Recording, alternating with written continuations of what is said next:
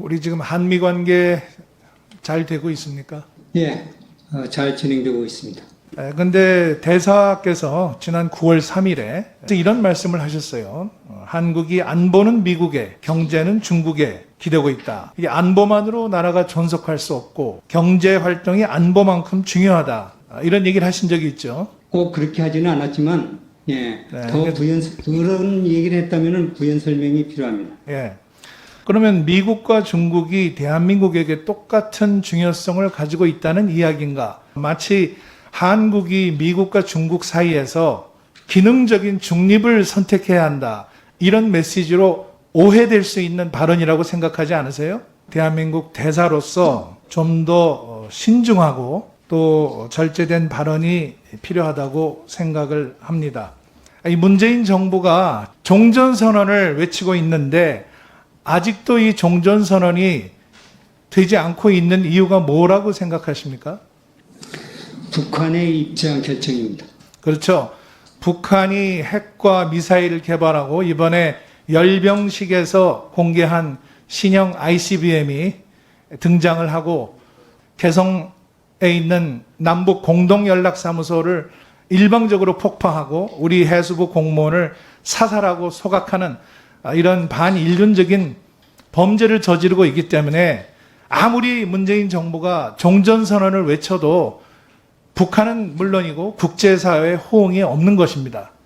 다시 말씀드리자면 한미 간에는 종전선언에 대한 공감대가 형성되어 있고, 그런데 미국 국무부의 마크 네펄 부차관보가 남북 관계는 비핵화와 불가분이다. 그래서 압박을 지속해야 하는 거다. 이렇게 하고 정면 반박을 했어요. 그런데도 한미 간의 종전선언에 대한 공감대가 형성돼 있다는 게 우리 이수혁 대사님의 판단인가요? 아마 거기에 오해가 있었거나 일부 언론에서 과잉 해석을 했다고 그렇게 생각을 합니다. 취지는 뭐 순수할 수 있다고 봅니다. 그런데 무리한 종전선언을 하게 되면 북한의 비핵화는 물 건너간다고 저는 생각을 합니다. 종전선언에 대해서 우리 대사님께서는 이건 정치적인 선언이다. 이렇게 말씀을 하셨는데 이 성급하고 무리한 종전선언을 하게 될 경우에는 주한미군 철수에 명분을 줄 수 있다. 이런 지적들이 많이 있습니다. 지금 워싱턴에서 주한미군 철수론이 나오고 있습니까?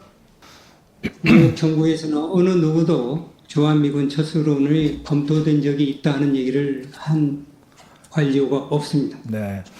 아까 말씀드린 존 볼턴 전 보좌관이 엊그제 우리나라 언론하고 인터뷰를 했는데 트럼프 대통령이 재선되면 나토의 경우처럼 주한미군을 언제든 철수시키거나 심지어 한미동맹을 포기하는 일을 저지를 수 있다. 이렇게 얘기를 했습니다. 맨스필드 재단의 프랭크 자누지라는 분 알고 계시죠?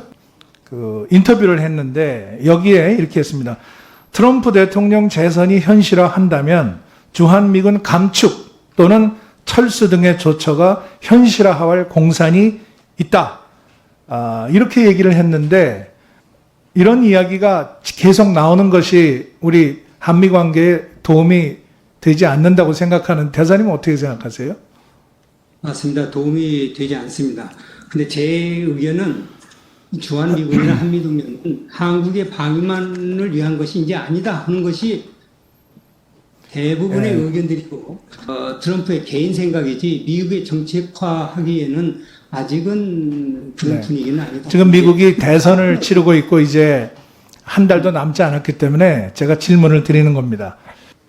아까 업무 현황에서 바이든 민주당 캠프 측과 외교안보 분야의 중요 인사들과 협의를 하고 계시다 이렇게 말씀하셨죠? 예. 예. 바이든 캠프의 공약을 제가 보니까 동맹국과 긴밀하게 협력하겠다. 북한의 비핵화를 위해서 압박을 하겠다. 그리고 북한의 인권 침해에 주목할 것이다. 이런 내용이 있는데 맞습니까? 예. 우리 문재인 정부는 비핵화보다는 종전선언에 집착을 하고 있고 남북 협력을 앞세우면서 북한 인권 문제를 경시하고 있기 때문에 만약에 바이든 정부가 들어오면 이 문재인 정부와 바이든 정부 간에 과연 소통과 대화가 제대로 이루어질 수 있을 것인가 이런 우려가 나오고 있습니다. 우리 대사님 어떻게 생각하십니까? 우선 그 문제는 그런 우려가 현실화되지 않도록 추미 대사로서 민주당이 당선이 되면은 최선의 노력을 하겠습니다.